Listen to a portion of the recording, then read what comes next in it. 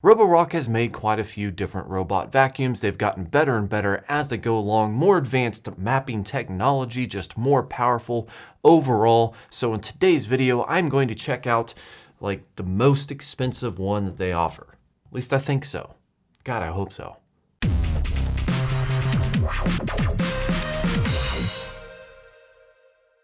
What's up YouTube, Jason here with Byte My Bits, and in today's video I'm talking about the Roborock S6. That is this big bad boy right here, which saying it like that, actually that sounds really weird. Anyway, the Roborock S6. I have the S4 right now. I actually tested and reviewed that, and because of the way it handled medium pile carpet, I actually ended up taking it up to work where it has low pile carpet and I use it there. What I was really going for with the S6 was hoping for a little bit better medium pile carpet performance. But before I jump into that, let's get into some of the basic specs with the Roborock S6. The S6 boasts increased battery life over the S5 and the S4, still maintains the recharge and automatic resume capability, has up to 2,000 pascals of suction, and can last for up to 3 hours on low power mode. It's equipped with 14 different types of sensors, which includes lasers and infrared sensors, has a built-in mopping option and automatic carpet boosting, so if you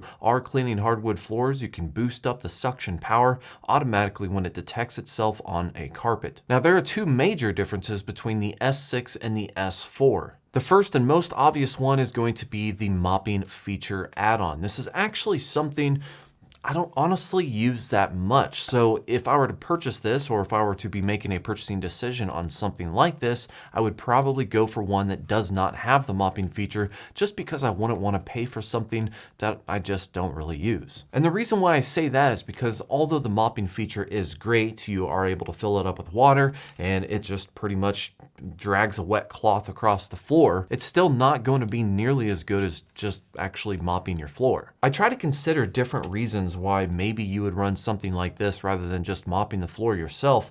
And really, it's kind of hard for me to rationalize going through the steps and set this up, get water in it, and then clean up afterwards when you could just whip out a regular mop and get the job done probably just as fast. I'm not saying it's not a good feature to have, especially if you have hardwood floors that maybe don't get that dirty, and running a mop over it can definitely help pick up some of that dust and keep your floors looking a lot better. But aside from just dusting or maybe picking up some very light liquids that fell on the floor, I just don't really see running this very often, at least for me. But it is still a great option to help keep your floors look a little bit better. It comes with 2 cloths that are reusable, and with the S6, they actually give you multiple like throwaway cloths. So, you know, that's cool. Now, the second biggest thing between the S4 and the S6 is that the S6 has a 32-bit quad-core processor, which offers pretty advanced mapping technology, which is just improving on a system that was already awesome in the S4. Now, I've said this before, the Roborock mapping system is one of the most advanced that I've ever seen, especially with the new Roborock app that they released fairly recently. It includes things like no-go zones, invisible walls. You can select different rooms. You can tell it on different schedules to clean these different rooms. I mean, it has a bunch of features built into it that makes it one of the most robust robot vacuum apps out there, and the mapping technology is just mind-blowing how good it can be. I mean, it uses like LiDAR and,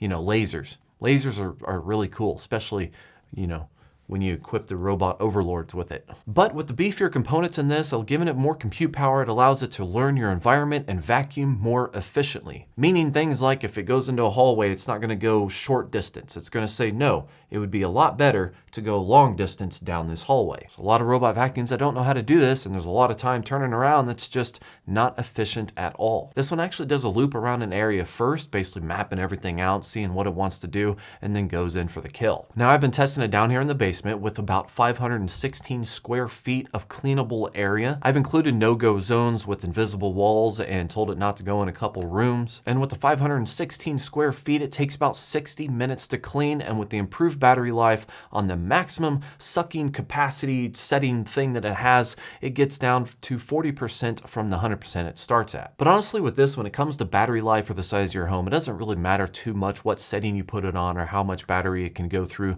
before it has to recharge, because it automatically goes back to the dock, recharges, and then starts cleaning again. So battery life really is kind of a moot point these days with robot vacuums, but still, that's the thing. Oh, side note, the S6 is quieter than the S4. It was noticeable, something I looked up, and it was about, I don't know, 8 to 10 dBs lower than the S4. So it is actually a noticeable difference in how loud this thing can be.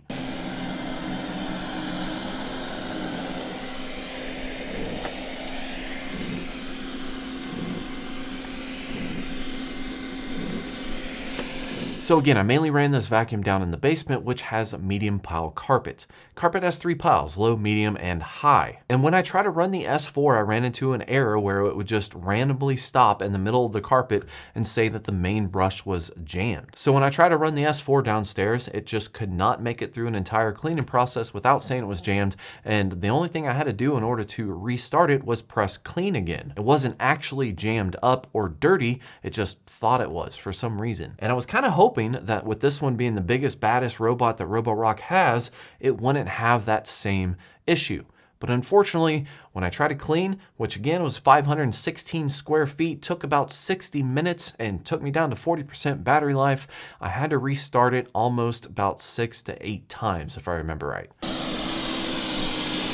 Error 5. Remove and clean the main brush and brush bearing.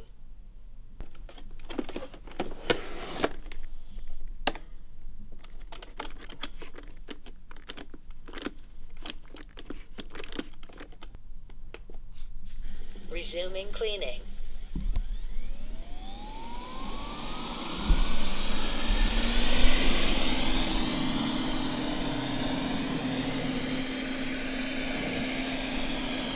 There was one time that it really got stuck and I had to, move it and then restart it from there. But most of the time it would just randomly stop and say error 5, clean the brush and restart. Now another difference between the S4 and the S6 is the brush. This little thing that basically spins on the side, it's hooked up over here. And pretty much it just allows things to get pushed into the cleaning zone. I noticed that this thing doesn't really run on carpet. It'll try to spin a little bit, but for the most part, it just drags it around. So when I was running this downstairs, because it is all carpet, I took this off, just kind of hoping that maybe less resistance would make it stop, jamming up so much. But unfortunately, it did not make a difference. It still jammed 6 times or more every cleaning event. So I'm kind of stuck. Again, because this one is just like the S4, I have fallen in love with everything that Roborock has to offer with their app, the no-go zones, the invisible walls, the room cleanings that you can do, the scheduling, everything about the Roborock mapping system and app is just hands down amazing. And on low pile carpet or hardwood floors, this thing works amazing, but medium pile carpet or high pile carpet, it just doesn't work. Which, if you ask me, and I don't know everything about the internals, but if you ask me, this is kind of weird because it's like it just kind of gives up. It's like, oh, no, this is a little rough. I'm just going to stop and give you an error. But the reason why I think it's weird is because this thing can do some pretty good obstacle climbing. Like down here underneath the desk, it'll just jump over and climb like an inch, it seems like, without any issues. It'll even go back and ramp up and ramp back off of it. And I mean, this thing can get in and out some pretty tight spots and go over a bunch of different obstacles, cables, and it seems to have no issues with any of that. But it gives into a little bit of fluffy carpet and then it just stops.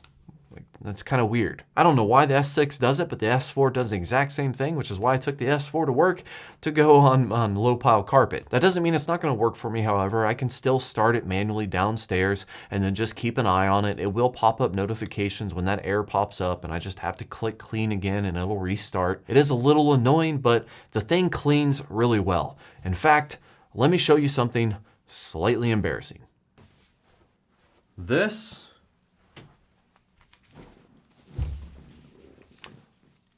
is 3 times. Let's just hold this up right here.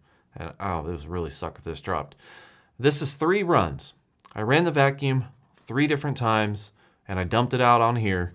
And basically this is 3 binfuls worth. Let's pull this out real quick. All right.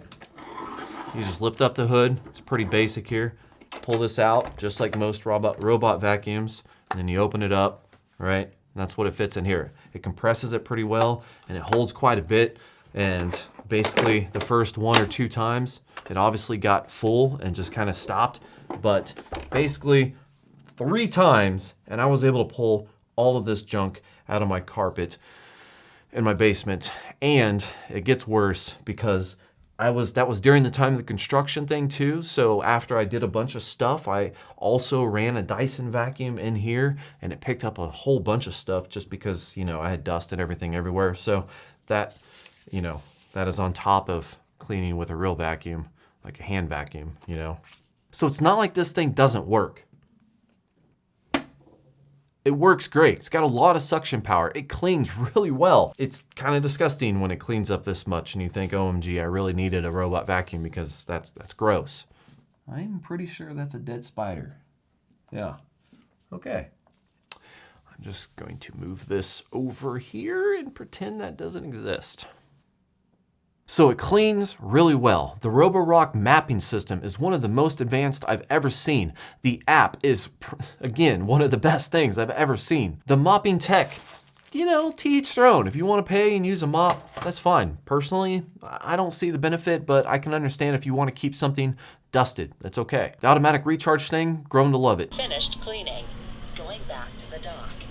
And when it's all done, it just makes a beeline for the charger. It doesn't matter where it stops, it goes straight for the charger. It doesn't get caught up. It's pretty awesome. It can climb obstacles. It's amazing. The only major downfall is it just does not handle thick carpet at all. Unless, of course, you are monitoring it and restart it manually throughout its cleaning process. And one last thing that I just thought about, the mapping system. Again, I know I keep touting this mapping system, but with the S4, I noticed that when I moved it to the top floor and then back to the bottom floor, I would lose my invisible walls and no-go zone, so I'd have to reset those up. With the S6, if I take this upstairs, because I primarily run it downstairs, but if I take it upstairs to test it up there, it'll run its course, build a new map, and then when I bring it back down to the docking station and realize it's back on the floor, it brings back all those invisible walls and no-go zones and stuff like that. So it's able to handle multiple floors a lot better than the S4, and you don't have to reset things back up, and it just kind of remembers where it is. And since it has such great battery life, it can go through and vacuum all upstairs without me having to move the docking station. So I guess from the battery perspective, being able to do an entire floor without needing to recharge is great, even though it still has to be restarted when it is on carpet. It's still a thing, upstairs or downstairs, but thankfully I do have a robot upstairs as well. Also a Roborock, just not nearly as advanced. So guys, if you want to learn more about this vacuum, including the most up-to-date pricing and more advanced technical specifications, check out the Amazon affiliate links in the description down below. As always, if you have any questions, comments, or concerns, post them in the comments section. Thank you for watching, like and subscribe, and have yourself a great day.